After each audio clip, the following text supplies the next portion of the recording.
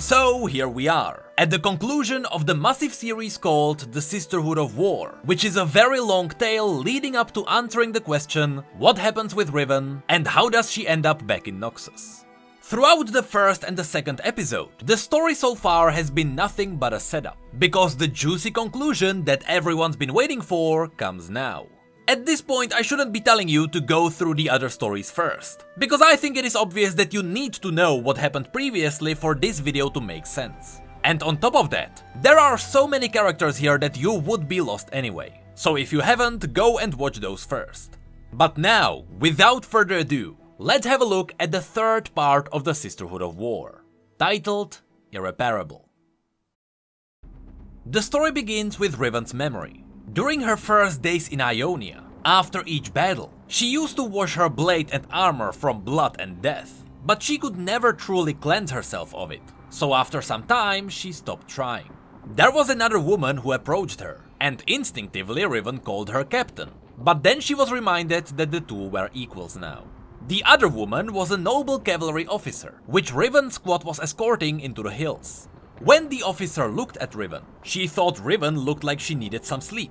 And that was because Ionians used bombs that mimic the sound of children screaming. This was their weapon to make sure Noxians got no rest. As the two talked about all the different ways the Ionian resistance could kill them, the story revealed that it is possible that Ionians might have the ability to kill their enemies through dreams. We don't get to learn anything more about this, but I do believe that this is a reference to the use of shadow magic, which is tied to Nocturne. But we shouldn't forget that the dreaming pools where Syndra was locked might also be tied to this. Anyway, Riven then asked the officer where was her mount, and the officer explained that they had encountered a witch. Before the witch died, she whispered something to her steed. It was a wasting disease, and so the officer had to end its suffering herself. Then the officer looked at Riven's massive ruined blade, and she asked if she was also suffering because of it. The officer continued that the blade was a gift, and she saw Riven wield it with skill. But time could often turn a gift into a burden, and should that burden become too heavy, she would gladly carry it for her. Without hesitation, Riven answered no. That thing was her alone to carry. She would wish it on no one else, even as it breaks her. There was a moment of silence before the officer said that she didn't mean to disrespect her. She just wanted to help. Another child's scream sounded in the distance, before the officer said that this place was truly horrible, but together they could make it better. Then the two saluted with the words, "For Darkwill." Of course, during the first Noxian invasion, before Swain seized Noxus, Borem Darkwill was the Noxian Grand General. After this salute, the officer told Riven that she can call her Merit. Then the story cuts to the present day. Despite it being incredibly hot, Riven was working in a field filled with spices and crops which were ready to harvest. When the sun reached its zenith, Riven took a break. Her adoptive Ionian father, Ashakonte, was already waiting for her with some water. Lately, Riven had been distant from Asha, because she wanted to give him some space to think, to feel, to bury his wife.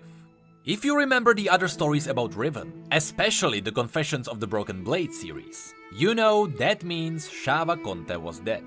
Then, as the two looked at the shrine they had built for Shava, the story explained what happened to her. As it was mentioned in the Seams and Scars story, Riven and Asha Conte traveled to the markets, while Shava stayed home. There, it seems like Shava fell asleep and simply died. She was very old. The story said that when Riven and Asha found her, she was looking happy and at peace. And Asha even mentioned how fortunate she was that she passed in her sleep. On the other side, Riven still felt guilty. Perhaps if she went alone to the markets, things would have been different. She didn't have much time to think about this though, because moments later, Riven's blood went cold when she noticed a small group of figures in the distance. And immediately, she was certain she could no longer hide from what was inevitable. She told Asha to hide as she got ready for what was about to come. The story then cuts to our group of Noxian travelers. Following Typhalinji's glowing blade, they knew Riven was close. But as they looked at the fields around them, Merit couldn't believe that Riven would be farming. Typhalinji replied that perhaps the war truly broke her, But her glowing sword told her that Riven seek to grow and create. It was some kind of redemption for her past. This just angered Merit even more, because she didn't think they would get betrayed over growing crops and selling them. Merit didn't even care about Riven betraying the army or even Noxus. She was mad that Riven betrayed her sisters at war. After that, Errol reminded everyone that they wanted Riven alive. And Tenef agreed that she was ready to bring her back to Noxus in chains. On the other hand, Merit joked that Riven would be still alive even without a few limbs. As they all argued, Erath simply listened while walking their basilisk. He was outside of their conversation, but he still felt a part of it, especially when Merit talked about deserters. Somehow, despite what they had gone through, Erath found himself agreeing with her. That was likely because in the last episode, he found out his own father was a deserter. What's worse, he betrayed his own son, and he told the Navori Brotherhood about them. When the group got closer to their destination, Typhalinji put her blade away, as they no longer needed to follow it. In fact, Typhalinji announced that the quarry was now in sight. As the group slowly approached the farm, the huntresses whispered among themselves. It was as if they were laying siege to a fortress, or they were meeting an entire army, but it was all because they were wary of what Riven was capable of. In Erath's mind, he imagined a ruthless warrior queen, wielding an enchanted blade, drenched in the blood of the slain enemies. But it was hard for him to connect this image to the lonely farm in front of them. On top of that, he couldn't imagine that this would mark the end of their journey. He thought back to the Immortal Bastion, and it felt like a lifetime ago. At this point, Erath was ready to face an ambush, or a group of farmers armed with whatever they could find to protect their lands. But when the group finally stopped, there was none of that. Only a single woman in muddy clothes stood at the end of the road. Erath asked, who was that? And Tenef answered, that was Riven. Erath blinked and asked again, that's her? And again, Tenef confirmed, that's her. Erath told Tenef that's not how he imagined Riven, but Merit replied that appearances aren't everything. Then everyone looked at Typhalinji, who was visibly frustrated. She saw that Riven didn't have her blade, but what was worse, Typhalinji could sense the blade, but in many different places. Something was wrong. Merit pointed out that perhaps she broke the sword, which was exactly what Typhalinji was afraid of. A few moments passed and nobody said anything. Riven stood at the door to her farmhouse, and the huntresses lined up before her. Erath and their basilisk towels were few paces behind them. The silence stretched until Tenef finally broke it by saying, hello, sister. Tenef answered Riven in a low voice that had a pinch of sadness. Riven then eyed all the Noxians, taking each of them in, before settling on the tracker and her hounds. She then continued by saying, Errol, pups have grown. In response, Errol just tilted her head, but before she could say anything back, Merit shouted that Riven does remember the life she cast away, the ones she betrayed. Surprise caught Riven as she realized the masked woman was Merit. Merit added that surely she must have known this day would come, and Riven answered that perhaps it was a matter of time.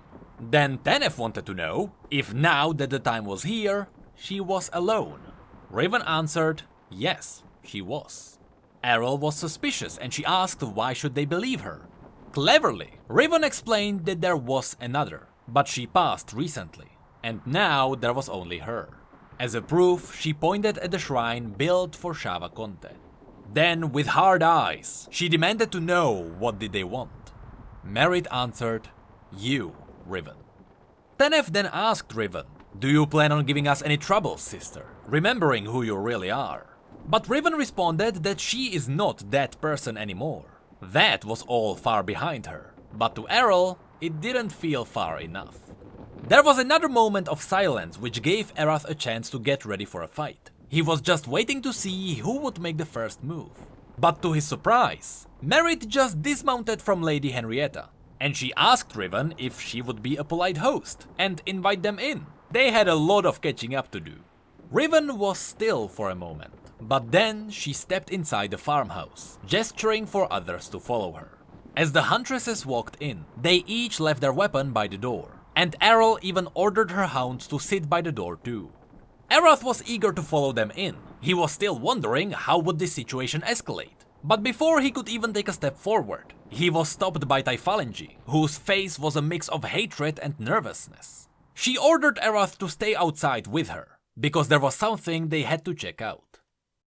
Inside the farmhouse, as the three huntresses seated themselves around the table, Riven felt waves of alarm and dread, but she also felt a bit of relief.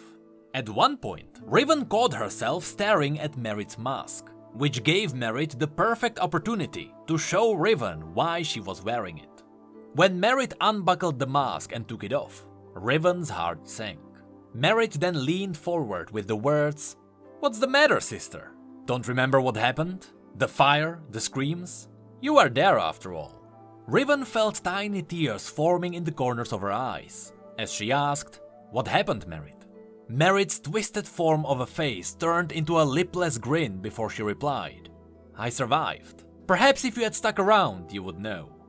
Riven then said that she thought that everyone was dead, and from her voice it was obvious that up until now, she truly believed that. She then mentioned that she doesn't remember much of that day, or at least she's trying to forget, but she still remembered it all started when Amistan fired on them. Of course, if you have read Riven's updated bio, or if you remember Darius's comic, you might know that Commander Amistan was a leader of a Noxian warband, who hired Singe to supply them with chemical weapons. And when the huntresses were ambushed and Riven called Amistan for help, it was her who decided to ignite the chemicals which they were escorting. And as a result, the commander sacrificed the huntresses to take down a few ambushing Ionians. When Riven mentioned Amistan's name, Tenef stood up and snarled that they would not speak of that name before her. And she added that Riven was just trying to cast blame upon others. The truth was, Riven fled. That's what mattered. Merit then pointed out how strange it was that Riven got out unscarred. But in her defense, Riven explained that she did have her scars, just like all of them. Finally, this scene ended when Tenef looked Riven in the eyes and asked her, "Why did you run?" Meanwhile, outside, Erath and Typhalinji searched around the farm, until finally, when her sword started glowing, Typhalinji stopped in front of a barn. The barn was small and empty, except for some hay and a thin ripped ox. Erath was glad he didn't leave Tals and Lady Henrietta here, because Tals would easily tear this building down, and Lady Henrietta would likely try to snack on the ox. And of course, he would have to clean all the jewelry. Typhalinji's blade led her through the barn until she arrived at a heap of straw. Without hesitation, she started digging through the straw and dried grass, until she revealed a flat piece of metal. It was about the size of Erath's fist, and he could make out a portion of a rune carved into the dark material. Typhalinji's breath caught in her throat as she touched it. She couldn't believe something with such power could be broken. "She did it," said Typhalinji as tears streaked down her face. She actually did it.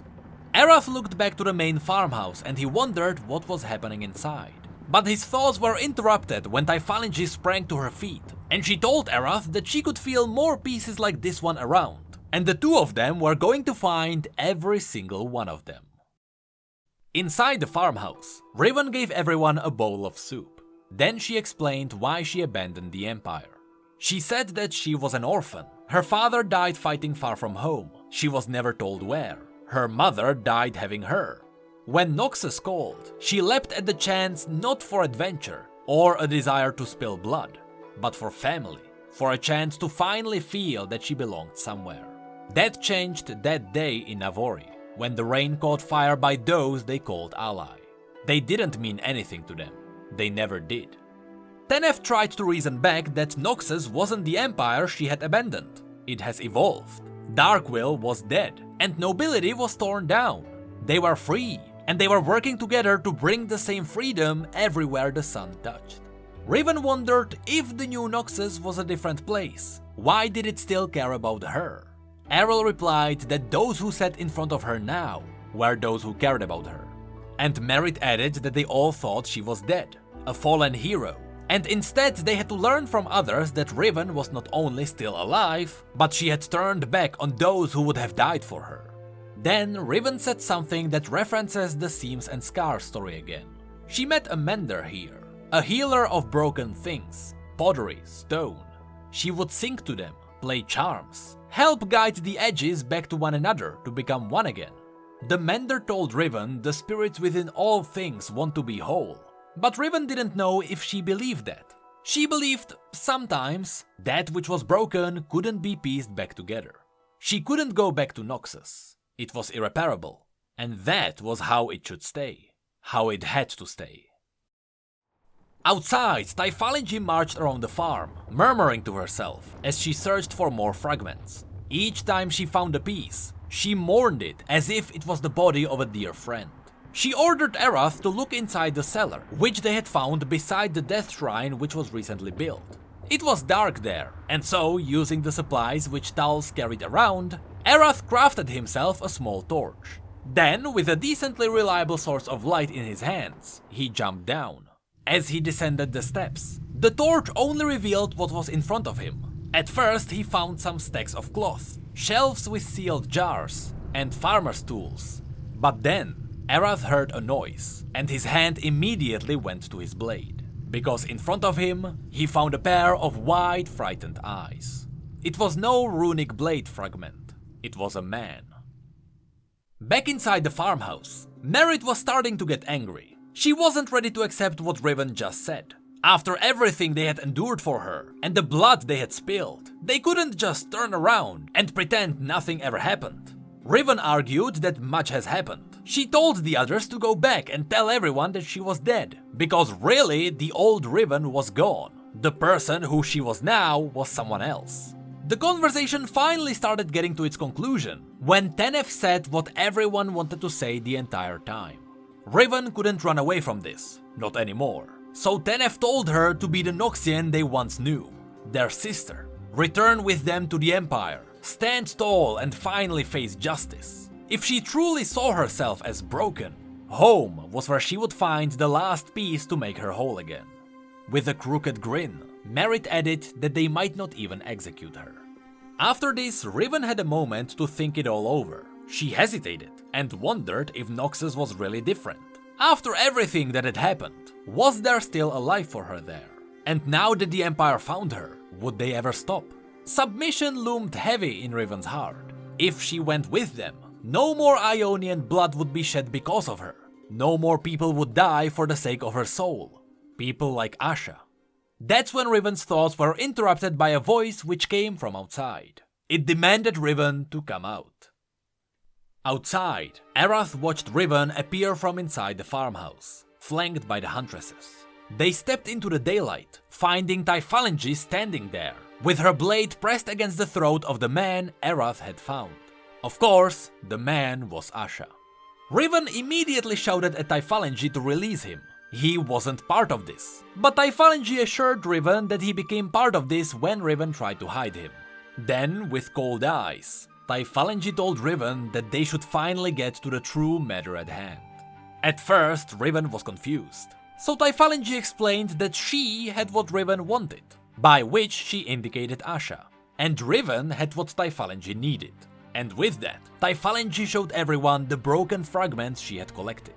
At this point, Typhalinji was done playing games, which was obvious from the fact that she pressed her blade against Asha's throat so hard, Erath could see it drawing blood. If Riven refused, Typhalinji was ready to make a second death shrine here. Riven didn't really have a choice, and so she turned and disappeared back inside the farmhouse. As everyone waited for what would happen next, Typhalinji commanded Erath to make sure Asha didn't escape. Then, when Riven reappeared, she carried something wrapped in a blanket. Typhalinji ordered Riven to show her, and so, as the blanket fell on the ground, it revealed the hilt and the crossguard of an enormous broadsword, with a jagged portion of the blade still attached to it. That's when Typhalinji snapped. She cursed Riven, and she asked her if she has any idea what she had done. Riven replied that the sword was entrusted to her, and so it was her responsibility alone. So once again, she demanded that Asha would be set free. Typhalinji spat out that the blade should have never been given to Riven, and she shouted at Riven to surrender it, but with the blade in her hands, somehow, even though it was broken, Riven felt empowered. She then replied that this weapon would never return to those who have forged it. She would not allow that to come to pass. Typhalinji simply said, "Then he will die, and so will you. Even desecrated as it is, the blade is what is important. You are nothing but a parasite, clutching for its radiance to give meaning to a broken, worthless existence." Riven then looked at the other huntresses, realizing that this was never about her. It was about the blade. In that moment, even Erath couldn't believe that they had traveled this far for a single blade. Typhalinji continued that Riven's life was forfeit the moment she turned against their masters, and the blade ceased to be wielded to their purpose. Riven died in the moment of that betrayal, and Typhalinji was here to take back what was theirs. That's when Tenef stepped forward, demanding to know if this means that Typhalinji would kill Riven, because that's not what they agreed upon. Unfortunately, as Typhalinji explained, she had the political high ground. Technically, after the chemical incident, they all became deserters. So should they return to Noxus without Typhalinji's protection, they would be executed. They didn't really have an option. For a moment, Tenef and Errol just stood there. But then Merit stepped forward, saying that she was right. Merit then walked to the farmhouse, picked up her glaive, and walked back to the group, only to pass by her sisters, and stand at Typhalinji's side. Merit then told Typhalinji that she was promised a blade when all of this was done, but she was feeling impatient, so she thought she could have Riven's blade instead. Typhalinji had nothing against it. Should Merit strike Riven down, the blade would be hers. Tenef quickly tried to reason with Merit by saying that they had all agreed that Riven must be brought back to Noxus to face justice. But Merit snapped back that she would be Noxus's justice. And she continued that the sword should have always been hers. Riven never possessed the strength to do what was needed to be done with it. With the blade reforged and wielded by her hands, she would rise. Her name and lineage would not die forgotten in the darkness. All that was stolen from her would be restored, won back by the edge of that blade. Merit then spat on the ground, before calling Riven a broken woman with a broken sword. And she asked Riven if she was even able to lift it now. And so, in response, Riven did just that. Typhalinji cried out in pain, as the shards were ripped from her hand, leaving it bloody. These shards then sliced through the air toward Riven. There the fragments came together, and on top of the broken hilt, they made one unified blade. This was Riven's proof that she could still lift it. And just like that, the battle began. Tenef and Errol took a step forward, but Typhalinji hissed at them to not interfere. Typhalinji then commanded Erath to hold the old man and make sure he doesn't run. And that's when a scary thought ran through Erath's mind. What if he had to choose a side? Who would he choose? Merit's vindication against betrayal? Tenef's steadfast duty to the Empire? Or the safety of Typhalinji's authority, despite her secrets? Erath then also thought, would the ones he rejected try to kill him? Could he kill them? As he thought about this, he couldn't get his eyes off of Riven's enormous blade. Before the two warriors engaged, for the last time, Riven begged Merit to not do this. She didn't want to kill her, but Merit spun her glaive and coldly replied, "Don't worry, Riven, you won't." And so the two began to circle each other. Eventually, it was Merit who struck first. She sensed an opening and leapt forward. Merit continued her attacks, which forced Riven to backpedal, while dodging and parrying all the blows. In fact, for the majority of the fight, Riven remained on the defensive side, until even Erath noticed something changed. Riven's warrior spirit woke up, and soon her calmness was replaced by rage. So then Riven started attacking back, and Merit was forced to defend herself. Eventually, Riven forced Merit to back off toward the nearby forest, until Merit's back was pressed against a tree. There, Riven slashed down with a powerful blow. Merit tried to deflect it with the glaive's handle, but Riven's blade just split it in half. Then Merit taunted Riven by saying that she would never escape what made her broken. No matter where she went, it would always be with her. Then Merit threw the lower half of her glaive away, and she lunged at Riven. Roaring, Riven drove her blade forward, pinning Merit to the tree in a burst of blood. In an instant, Riven's eyes widened, and she begged Merit for forgiveness. Merit stared up at Riven, blood trickling down the corner of her mouth. Her strength was fading, but she was still able to respond. No. Silence descended as the shock radiated through everyone around, especially Erath. To him, Merit always seemed invincible. Throughout this entire journey, she was always triumphant, so he couldn't believe what he just witnessed. What's worse, he still couldn't believe why they were here, that it was all for a single blade. Typhalinji commented this entire situation with the words, "Regrettable, but not unexpected." She then walked toward Riven, who was still paralyzed by what just happened, and Typhalinji simply yanked the sword from her hands while she wasn't paying attention. Typhalinji then told her that she was hesitant whether she would let her live, but after this, she knew she couldn't just leave her here. At this point, Tenef and Errol were done simply standing back and watching, and so they marched against Typhalinji with weapons drawn. But now, Typhalinji held 2 runic blades, which gave her enough power to lift everyone, including Errol's hounds, into the air and lock them in a dark runic prison. Typhalinji then shouted that she was unstoppable now. She would kill them all and sleep peacefully, for she was righteous, and they were... Before she could finish that speech, a blade emerged from her chest. Then, when the blade was pulled free, Typhalinji's body fell on the ground, revealing Erath standing behind her. It turns out, Erath couldn't handle any more secrets or betraying his friends. Their duty was still to Noxus. When the magic faded and everyone picked themselves up from the ground, because Riven was too exhausted to defend herself, Tenef simply took her blade together with Typhalinji's. She then told Riven that Erath was right. Honor was all they had. She gave her oath to Noxus that she would see justice, and she was still going to see that carried out. Riven understood. And so, knowing that this would stop further bloodshed, she surrendered, and she told Tenef that she would go with them. Of course, Asha protested. He didn't want to see his adopted daughter leave, but Riven was already decided. Under the condition that Asha wouldn't be harmed, she wouldn't fight them. After this, Erath got scared when he realized that Lady Henrietta was missing from her spot, but then he noticed her standing by Merit's body.